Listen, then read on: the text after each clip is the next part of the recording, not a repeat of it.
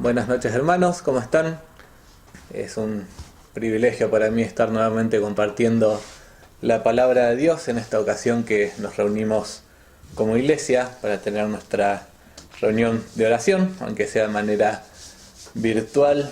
Lo cierto es que no hace falta estar en un mismo lugar físico para estar la iglesia unida en oración. Podemos cada uno orar desde nuestras casas y así elevar nuestras oraciones a Dios, y lo cierto es que Dios escucha nuestras oraciones y siempre responde. Vamos a continuar con nuestro estudio de los Hechos. Hoy nos toca capítulo 18, desde los versículos 18 al 28. 11 versículos con unas enseñanzas lindas, por ahí prácticas para nuestras vidas. Dice así, lo vamos a leer primero. Dice, versículo 18: Mas Pablo, habiéndose detenido aún muchos días allí, después se despidió de los hermanos y navegó a Siria. Y con él Priscila y Aquila, habiéndose rapado la cabeza en Cencrea porque tenía hecho voto. Y llegó a Éfeso y los dejó allí. Y entrando en la sinagoga discutía con los judíos, los cuales le rogaban que se quedase con ellos más tiempo, mas no accedió, sino que se despidió de ellos diciendo: es necesario que en todo caso yo guarde en Jerusalén la fiesta que viene, pero otra vez volveré a vosotros si Dios quiere. Y zarpó de Éfeso.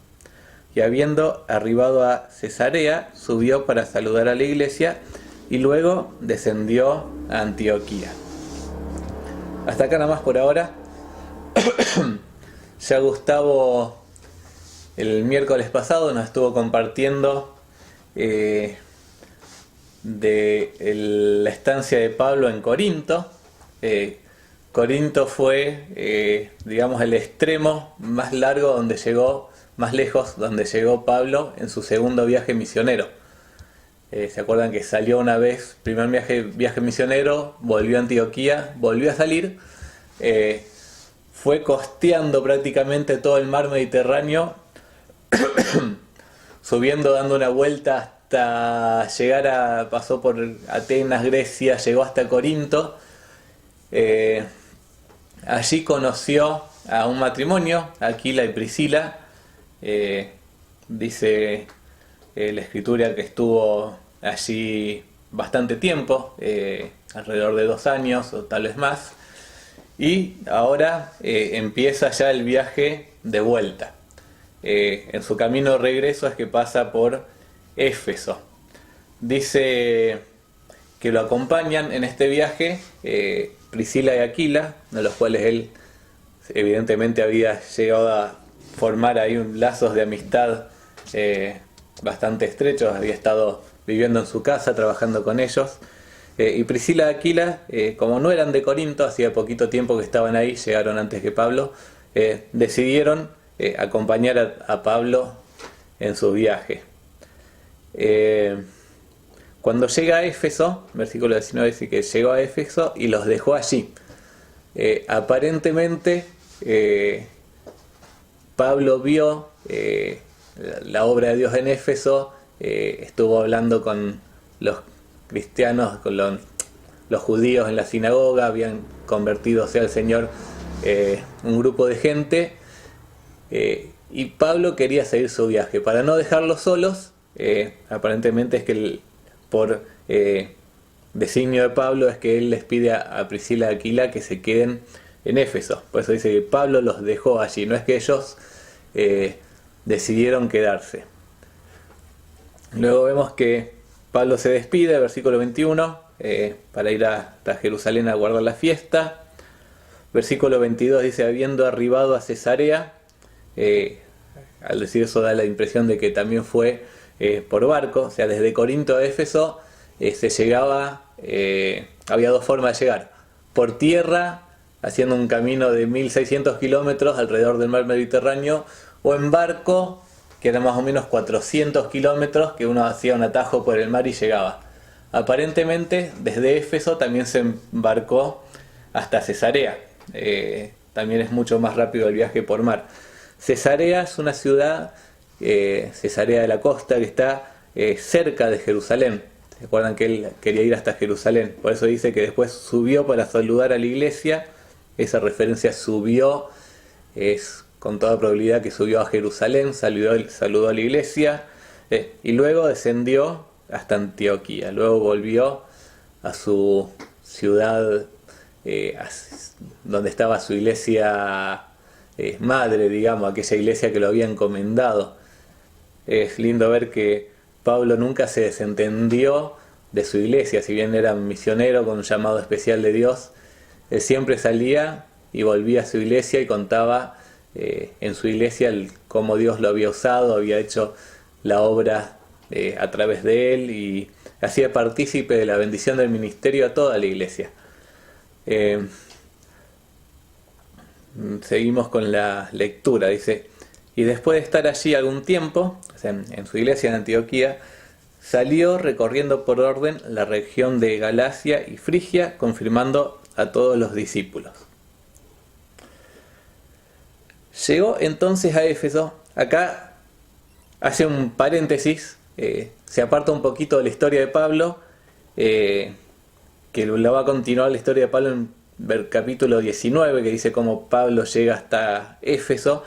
Pero acá nos va a comentar Lucas algo que pasó en Éfeso. Dice: llegó entonces a Éfeso un judío llamado Apolos, natural de Alejandría, varón elocuente, poderoso en las escrituras. Este había sido instruido en el camino del Señor, y siendo de espíritu fervoroso, hablaba y enseñaba diligentemente lo concerniente al Señor, aunque solamente conocía el bautismo de Juan. Y comenzó a hablar con denuedo en la sinagoga, pero cuando le oyeron Priscila y Aquila, le tomaron aparte y les pusieron más exactamente en el camino de Dios. Y queriendo él pasar a Acaya, los hermanos le animaron, y escribieron a los discípulos que le recibiesen. Y llegado allá, él fue de gran provecho a los que por la gracia habían creído, porque con gran vehemencia refutaba públicamente a los judíos, demostrando por las escrituras que Jesús era el Cristo. Acá aparece un nuevo personaje, Apolos, persona con un carácter bastante particular. Ahora ya después lo vamos a ver un poco más en detalle, al cual Priscila y Aquila, al ver que le faltaba todavía un poco de conocimiento en cuanto al evangelio, lo instruyen, lo exhortan, le enseñan. Este Apolos después lo vamos a encontrar en Corinto. Cuando dice que él quiso pasar a Acaya. Acaya era, por así decirlo, la región donde estaba la ciudad de Corinto. Y por relatos bíblicos podemos ver que Apolos estuvo específicamente ahí en Corinto haciendo un ministerio. Dice que él era de gran provecho a los hermanos en aquel lugar.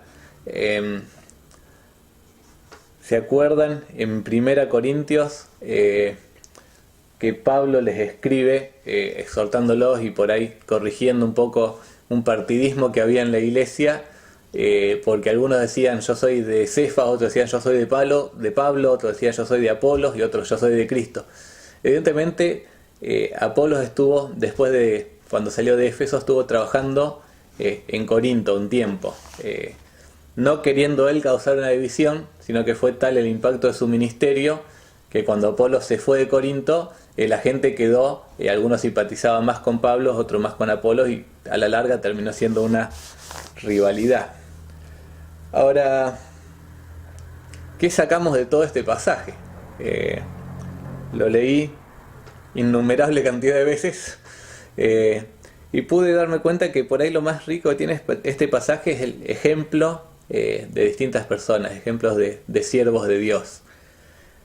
Empieza haciendo referencia a Priscila y Aquila, o Aquila y Priscila, depende de dónde se menciona la Biblia, es el orden que están.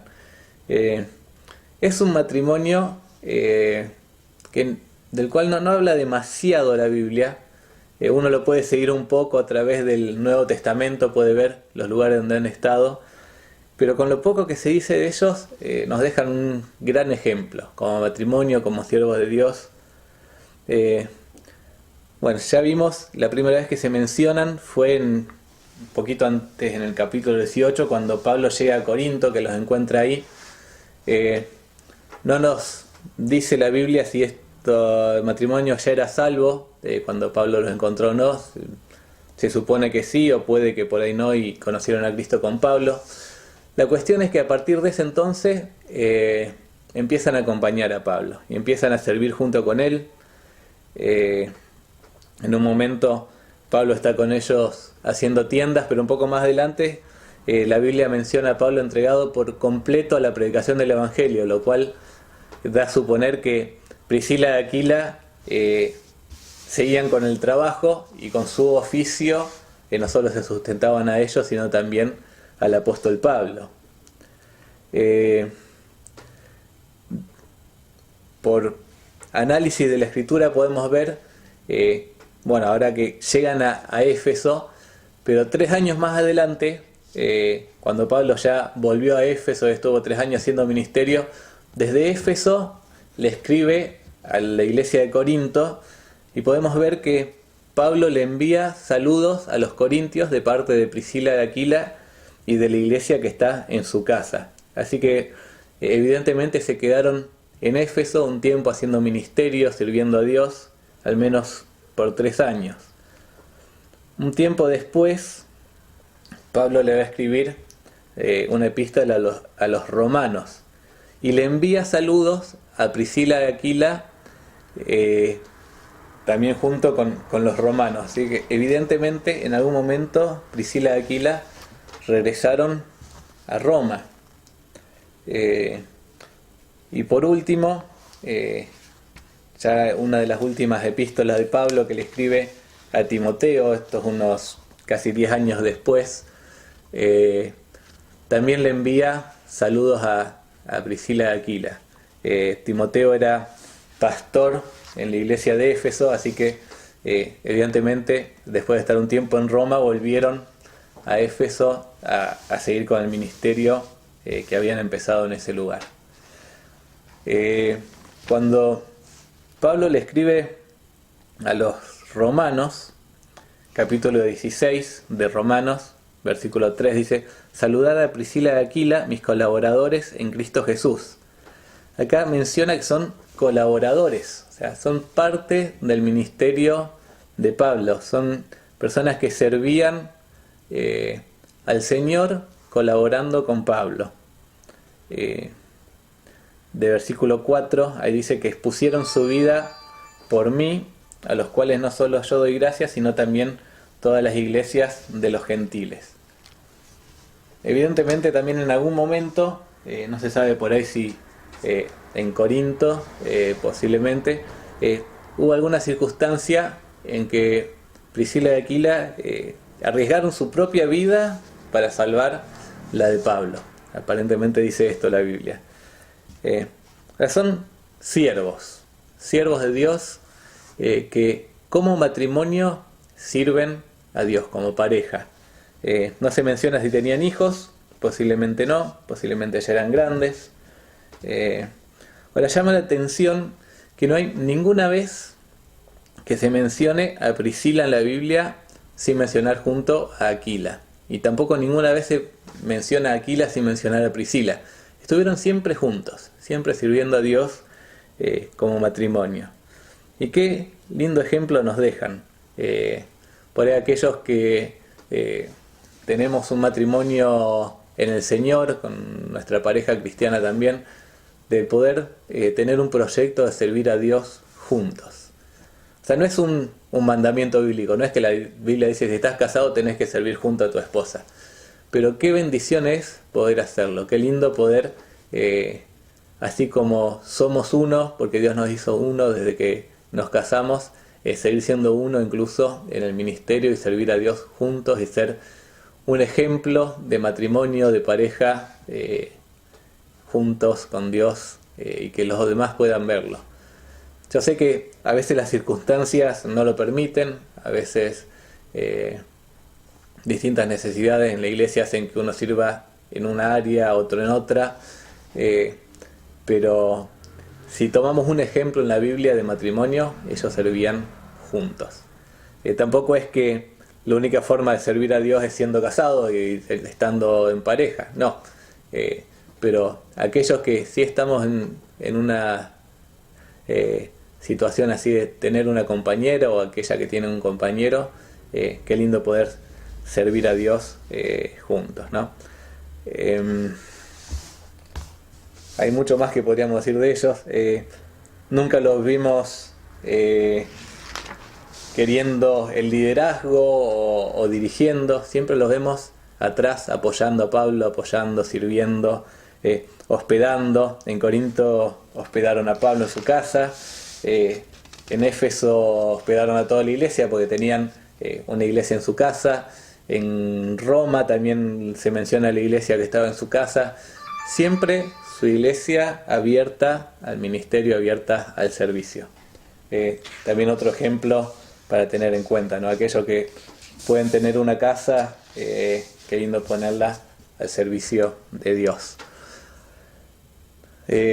Bueno, pasamos a otro personaje que se nos menciona acá, muy particular, Apolos, una persona evidentemente que por su carácter destacaba.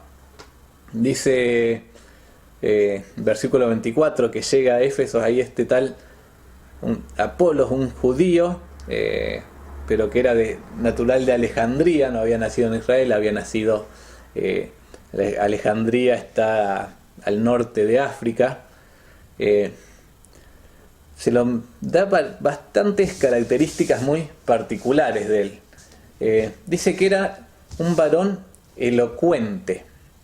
Ahí el versículo 24 también. Esta palabrita elocuente en el original da la idea más de ser un erudito, una persona que es letrada, que es muy instruido en algún área, ¿no? Cualquier erudito se usaba esta palabra que usa acá para elocuente. Ahora, Apolos, si tenemos en cuenta de dónde era, no nos llama la atención esto. Dice que era de Alejandría. Alejandría era una ciudad muy conocida en el Imperio Romano por su cultura, por ser un centro de conocimiento, de ciencia. Es el lugar donde estaba la famosa biblioteca de Alejandría. No sé si alguna vez le escucharon nombrar una biblioteca que tenía, se estima, más de 1 millón de ejemplares, distintos tomos, volúmenes. Una ciudad que dio origen a grandes filósofos de la antigüedad. Muy, muy conocida por todo lo que era cultura y ciencia y conocimiento la ciudad. De ahí era Apolos. Evidentemente la influencia de la ciudad también se notó en él, ¿no? En este tema de la sabiduría, de ser una persona culta, por así decirlo. Dice que, versículo 25, había sido instruido en el camino del Señor. O sea, no vivía en Israel, pero evidentemente tuvo una formación en las escrituras, en conocimiento de lo que a Dios se refiere. Conocía también las enseñanzas de Juan el Bautista. Posiblemente o algún discípulo de Juan llegó hasta Antioquía, o tal vez él había viajado alguna vez a Jerusalén, no sabemos cómo fue, pero conocía lo que Juan enseñaba, lo que Juan enseñaba en cuanto al Mesías que vendría tras él. Dice que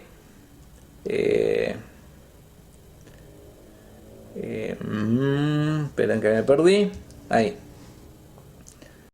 Dice que siendo de espíritu fervoroso, hablaba y enseñaba diligentemente lo concerniente al Señor. De espíritu fervoroso, hay un comentario bíblico que lo explica así, el comentario de Williams, dice que significa literalmente hervir en el espíritu, que da la idea, dice, de desbordar de entusiasmo. O sea, cuando hablaba, no solo hablaba por ahí monótono como a veces lo hago yo, él hablaba con entusiasmo, con fervor, con energía, desbordaba de entusiasmo al hablar las cosas de Dios. Dice que hablaba diligentemente lo concerniente al Señor. Esta palabra diligentemente quiere decir con exactitud. La Biblia de las Américas lo traduce así, este versículo dice: y siendo ferviente de espíritu, hablaba y enseñaba con exactitud, con exactitud las cosas referentes a Jesús. O sea, no solo hablaba por hablar o enseñaba, sino más enseñaba exactamente lo que decían las Escrituras. Después, el versículo 26 dice que hablaba con denuedo, es decir, que hablaba con confianza, no titubeaba, no dudaba, estaba plenamente confiado en lo que decía. Versículo 27 dice que fue de gran provecho a los hermanos ahí en la región de Acaya. Versículo 28 decía que con gran vehemencia refutaba a los judíos. Vehemencia quiere decir vigorosamente, poderosamente, o sea, con autoridad, con poder. Él refutaba a los judíos que contradecían las Escrituras. Ahora, de todas las características que tenía este Apolo, que uno dice, bueno, ya con una personalidad así, que más vale que va a ser elocuente, que va a hablar, que la gente lo va a escuchar, pero podía tener todas esas características, pero había una principal que si le faltaba esa, todas las demás no servirían de nada. Dice el versículo 24, y me la salté a propósito para dejarla para el final, dice: poderoso en las Escrituras. Dice que era un varón elocuente, pero que era poderoso en las Escrituras. Ahora, todo el poder de su prédica, de lo que hablaba, de lo que enseñaba, de lo que refutaba, estaba basado en esto. Estaba basado que su poder venía no de sí mismo, no de su carácter, no de su personalidad. Su poder venía de las Escrituras. Porque conocía bien las Escrituras, porque sabía lo que las Escrituras decían de Dios, es que él podía enseñarlas con entusiasmo, podía enseñarlas con exactitud, enseñarlas con confianza, podía ser de provecho a los hermanos, podía refutar a los judíos poderosamente, podía, todas las otras características que se mencionan las tenía porque principalmente era poderoso en las Escrituras. Esta era la base de todo. Las Escrituras son las que van a dar poder, por así decirlo, a nuestra enseñanza. Si queremos enseñar algo de Dios y no lo hacemos con la Biblia, es un mero hablar, no tiene sentido. Ahora, para ser poderoso en las Escrituras, primero tenemos que conocerlas. Hay un montón de versículos que hablan de la utilidad de las Escrituras. Se nos va pasando el tiempo, menciono así nomás algunos que todos conocen. Dice Hebreos 4:12: porque la palabra de Dios es viva y eficaz y más cortante que toda espada de dos filos, y penetra hasta partir el alma y el espíritu, las coyunturas y los tuétanos, y discierne los pensamientos y las intenciones del corazón. 2 Timoteo 3, 16, 17, también muy conocido, dice: toda escritura es inspirada por Dios y útil para enseñar, redarguir, corregir, instruir en justicia, a fin de que el hombre de Dios sea perfecto, enteramente preparado para todas buenas obras. Las Escrituras nos pueden hacer sabios, van a fortalecer nuestra fe, nos van a apartar del pecado, van a alumbrar nuestro camino. Hay muchas características que tienen las Escrituras que, así como hacían poderoso a Apolo en palabras y en su ministerio, nos van a dar poder para nosotros, para nuestro ministerio, incluso para vivir la vida cristiana. Pero para poder aprovechar ese poder no nos queda otra cosa que dedicar tiempo a las Escrituras, leer, meditarlas, y no una lectura así liviana, poder estudiarla, poder aprenderla, aprender lo que la Biblia dice, no solo leerlo, si se puede también memorizarlas.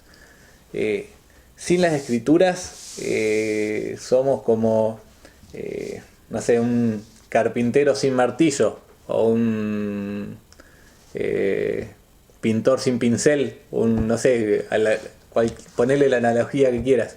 Es nuestra herramienta para la vida cristiana. Sin la escritura no tenemos ninguna herramienta, ningún poder para hacer nada.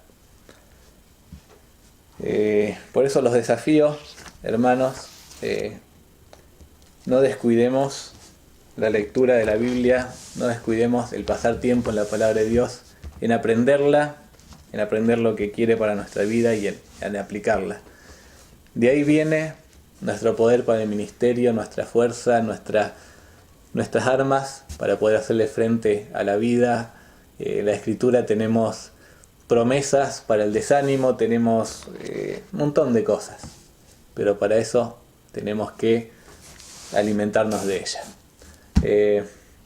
El tiempo se ha pasado, así que hasta acá nomás el compartir de hoy. Espero que sea de bendición para ustedes, como lo es también para mí la palabra de Dios. Les mando mis saludos y bendiciones y mis mejores deseos para cada uno.